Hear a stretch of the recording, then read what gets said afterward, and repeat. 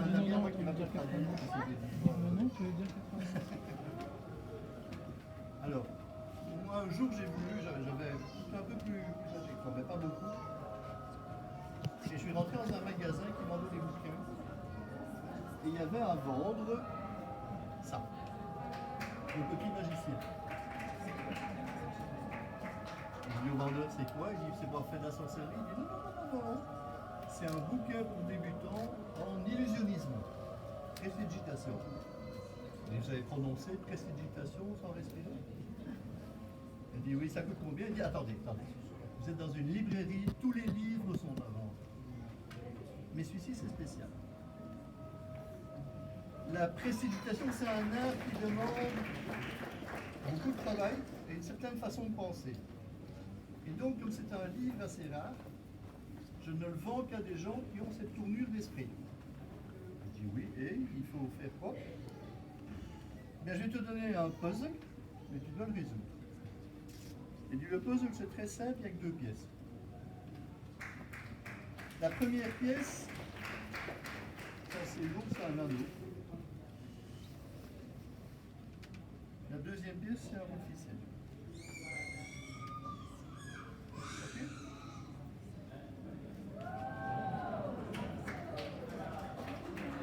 Voilà. Le puzzle, le test est très simple. Un débutant pour y arriver, soi-disant. Il faut mettre l'anneau sur le fil. Et je dis, tout le monde va faire ça. Mais ça, c'est une façon de penser traditionnelle.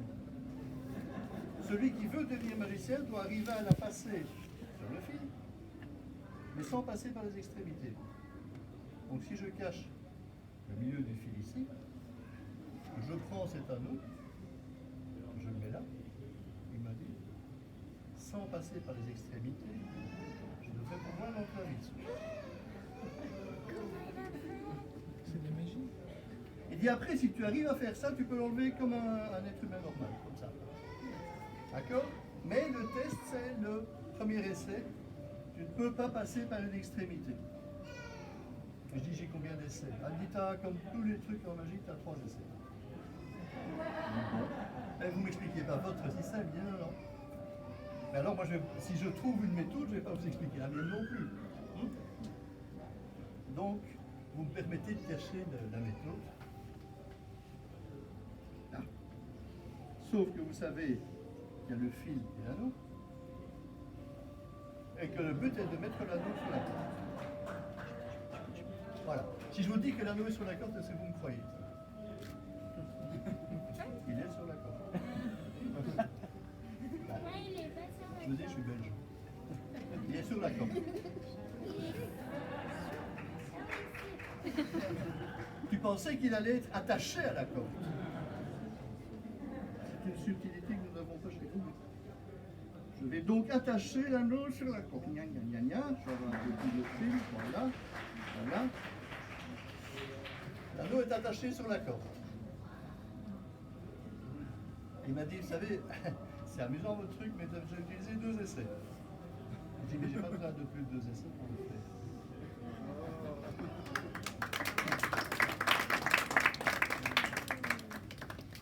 Et là, j'ai eu une hésitation. Au dernier moment, je me suis dit, est-ce que je le fais comme un moldu normal ou est-ce que je le fais comme un magicien digne de ce nom? Tadam, tadam, tadam.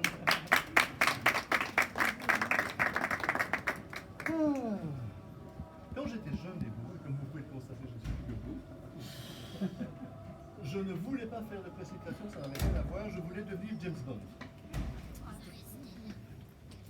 Alors James Bond, c'est les arts martiaux, je suis etc., ça c'est pas un problème.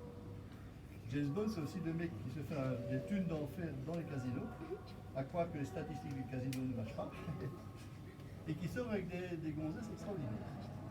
Et quand je voulais faire ça, j'avais 16 ans. Le rapport avec les gonzesses est évident. Et donc je me suis dit, si je dois sortir richissime d'un casino et rouler en Aston Martin 2005, modèle 1964, avec une failleuse, je vais devoir tricher aux cartes, parce que j'en ai gagné assez comme ça. Et donc je vais apprendre à tricher. C'est ce qu'on appelle des projets de jeunesse. Et je savais que tricher aux cartes, en fait, c'est très simple. Vous devez commencer par les bases, c'est-à-dire repérer où se déplacent les cartes dans un jeu. Donc si je sais où se trouve l'as de pique ou l'as de trèfle, je vais savoir qui le reçoit dans ses mains. Et donc je pourrais miser ou ne pas miser. Mais je ne savais pas comment on faisait pour contrôler les cartes dans un jeu, pour savoir où elles se déplacent. Et puis j'ai une idée. Et ça c'était mon premier jeu de cartes. Donc je ne vous mens pas, il y a quand même quelques décennies. D'utiliser un jeu de cartes avec une seule carte. Et avec de la motivation derrière. Donc l'idée c'était de mélanger la carte sur elle-même, de la faire choisir, on me la remettait, je la remélangeais sur elle-même, je la couvrais. Problème belge, solution belge. Un jour je suis tombé sur un Français qui ne parlait pas le même langage. Et il m'a dit, écoutez, en Belgique c'est peut-être un tour de magie, mais en France ça passera jamais, jamais, croyez-moi. Il fait un tour avec un jeu complet. Il m'a lancé ce jeu-là, j'ai encore les cicatrices. Il a lancé très fort. Et en plus, il était habillé. Il m'a dit, faites un tour avec le jeu complet. J'ai dit, moi je ne travaille pas avec un jeu sale. Il m'a dit, non, le jeu que je vous donne n'est pas sale, il glisse bien, il est complet à 52 cartes, etc. Blablabla. Il dit, si vous voulez, vous croyez que je connais cette carte qu'elle marque. Je peux travailler avec une carte de votre jeu à vous, je vous la donne, vous la mettez, je la mélange sur elle-même, puis je la retrouve. Il dit, non, vous n'avez pas compris. D'ailleurs, c'est un joker, ça n'a aucun intérêt. Vous faites le tour avec le jeu complet. Et si vous faites un tour avec un jeu complet, je vous donne un pourboire. 100 balles à décorer. Je ne vous dis pas que la déflation. Alors j'ai dit ok, je vais mélanger. Et il m'a dit stop. Si vous tremblez comme ça quand vous mélangez, c'est pas du tout de la magie que vous allez faire, c'est de l'origami. Alors vous vous tournez, je mélange pour vous. Et dès que j'ai eu le dos tourné, il a renversé la moitié des cartes dans le mauvais sens et il a mélangé comme ça.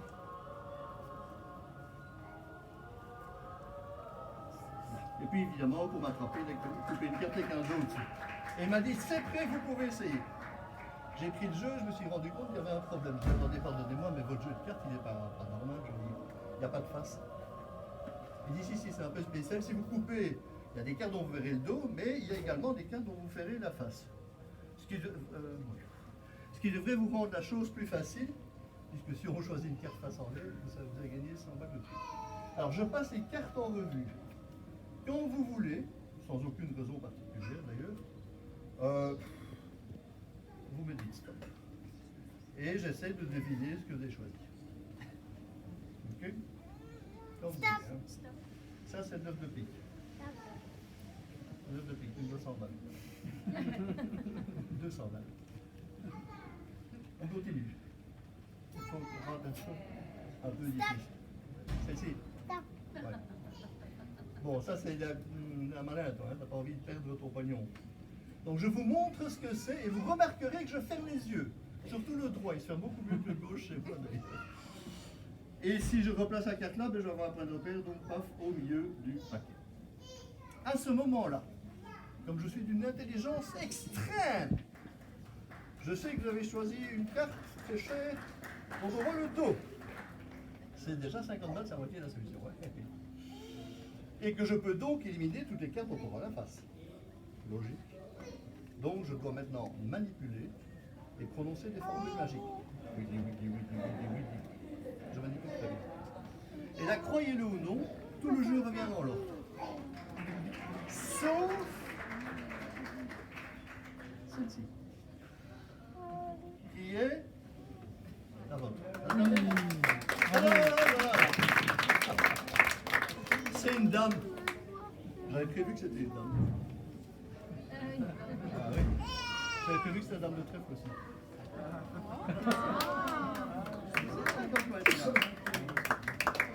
Mais ça vous explique pas pourquoi j'ai gardé ce jeu en souvenir. J'ai fait oui dessus. C'est une formule magique. Et depuis lors, plus personne d'autre au monde ne peut l'utiliser.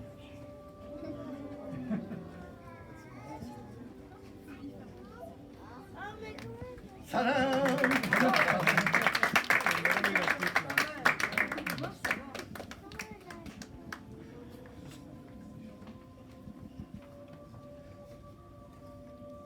C'est un peu trop bas pour moi ce que c'est. Je n'en fais pas, c'est de l'arbitrage.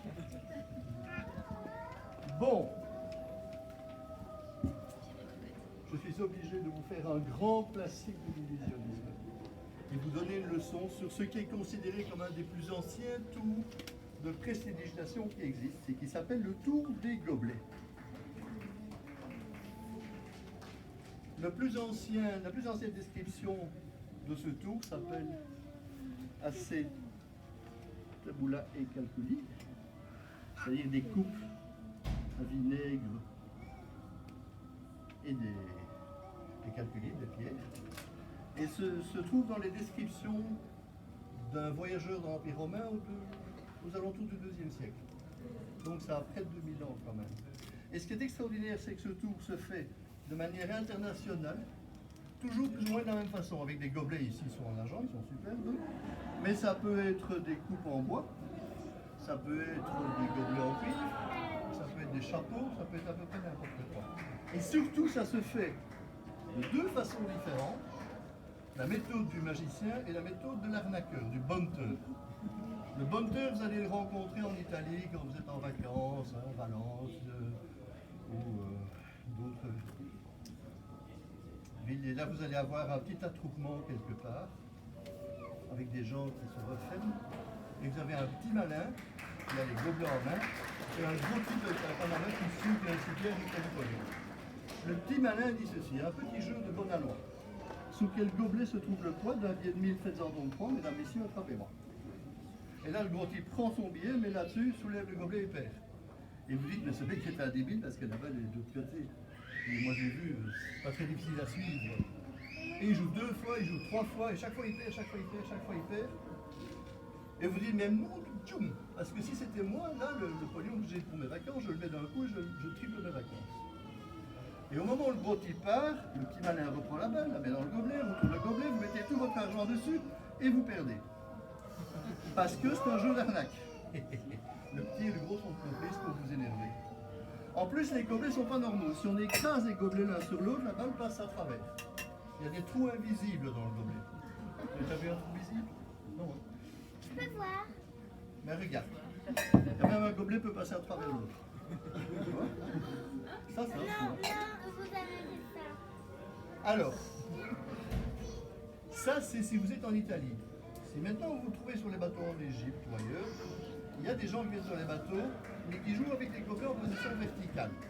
Donc ils jettent la balle dans un gobelet, ils font ceci, et croyez-moi, c'est pas facile à suivre parce que la balle n'est jamais où vous croyez.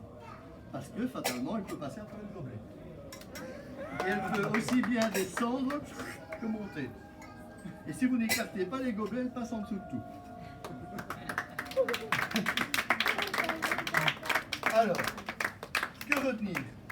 Si vous voyez un type qui fait ça, ça, ça et ça, méfiez-vous, la balle elle n'est jamais où vous croyez. Par contre, si vous voulez gagner, il faut le code secret des tricheurs. Au moment où le petit malin fait ça, vous entrechoquez les gobelets ensemble et vous dites je veux jouer. Et là, quelle que soit votre mise, vous ne pourrez jamais perdre.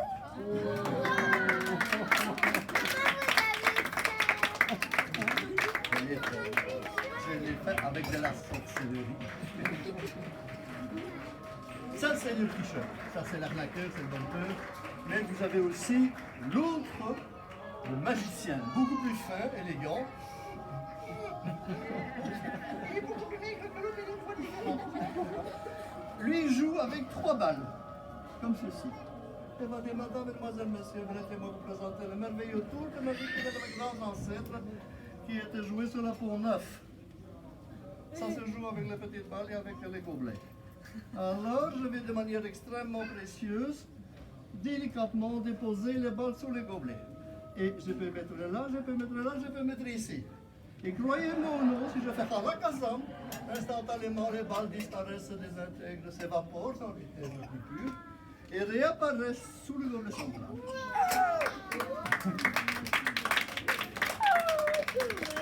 Là, vous dites, mon coco, une fois tu vas, 2 fois tu vas. On recommence. Vous dites, le plus simple serait de suivre et de se rappeler où sont les balles de couleurs différentes. Et ici, vous avez la verte. Là, vous avez fatalement la jaune, et là, vous avez la rouge. Mais c'est à ce moment que le magicien vous distrait. mesdames et messieurs, ce bâton magique m'a été offert par ses fameux grands ancêtres.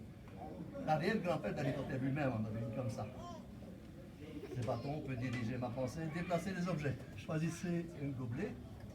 Ici, ok, d'accord. Et je vais disparaître, dissoudre la petite balle ici qui est jaune, paraît-il. Je le mets là ou là, vous décidez. À la casa. Et croyez-le ou non, la balle voyage d'un point à l'autre. Vous auriez choisi celui-là, j'aurais fait ceci sur le gobelet, la balle serait passée. Vous auriez choisi de faire disparaître la balle verte, j'aurais fait ça et instantanément, croyez-le ou non, les trois balles seraient revenues ensemble.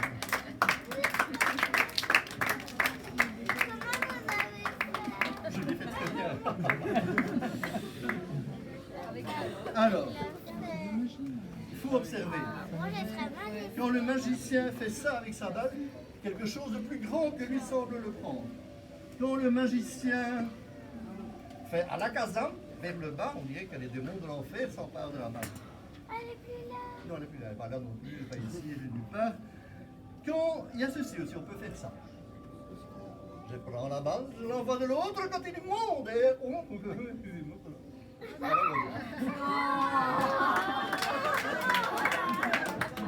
un jour, j'ai vu quelqu'un qui en avait tellement ras la patate de se faire avoir qu'il a pris la balle du magicien, il l'a mise en poche et a dit maintenant la balle jaune, tu peux toujours essayer. Elle est là. Tu vois, problème, je suis un magicien. Il dit que ce soit la jaune, que ce soit la verte ou la rouge. J'ai dit stop. Stop. Je suppose que dans cette poche, il y a 6673 balles. 73. Je traduis. J'ai oublié de le traduire, je vais le traduire. Donc, tu vas chercher une balle dedans. Mais comment faire pour ne pas se tromper de couleur? Il dit, mais j'ai usé mes doigts lentement jusqu'à ce qu'ils puissent percevoir les couleurs. Et si je veux une balle rouge, je mets ma main là, je trouve la balle rouge et je fais ceci. C'est comme ça qu'on a inventé le breakdance. C'est ça qu'on appelle encore du breakdance. On ne fait jamais ça avec une balle blanche. Ça ressemble beaucoup trop à un navet.